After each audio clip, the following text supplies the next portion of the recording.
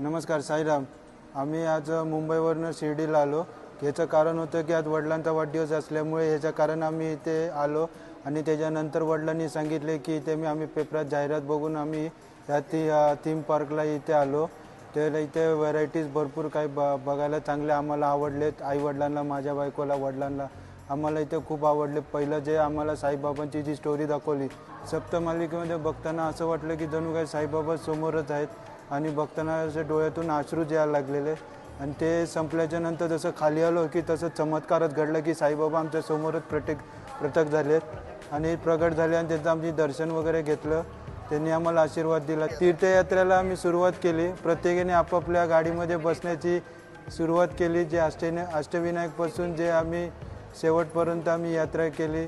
Gate of India होतं, पंढरपूर यात्रा केली, बद्रीनाथ यात्रा केली, केदारनाथ यात्रा केली. असं का वाटलं की जसं जेणेकरून आम्ही तिथेच आम्ही दर्शन घेतो आहे. द्वारकामाईमध्ये आम्ही जेव्हा बसलो आणि जेव्हा आम्ही स्वतःहून पाहिलं की श्रद्धा ठेवणे म्हणजे काय, पाण्यापासून जी दिवे त्यांनी लावले ती त्यांनी इच्छा होती, ती त्यांची देवाची श्रद्धा होती म्हणून ते दिवे आज घडले, म्हणून ते देव म्हणून आज साईबाबा प्रकट झाले. शिर्डीला आल्याच्या नंतर माणसांनी थोडं ह्या दृष्टिकोने येथे प्रवृत्त व्हावं, थोडंसं थीम पार्कमध्ये जरा येऊन बघावं, कारण काय खूप शिकण्यासारखं आहे. 3D लाईफ आहे, 2D लाईफ आहे आणि पार्क पण खूप छान आहे आणि गेट टुगेदर फॅमिली पण चांगलं होतं आणि त्याच्याकडून आपल्याला एक सराव पण भेटतो आणि क्लायमेट पण खूप छान आहे. साई मेरे साई, मेरे साई, साई मेरे साई.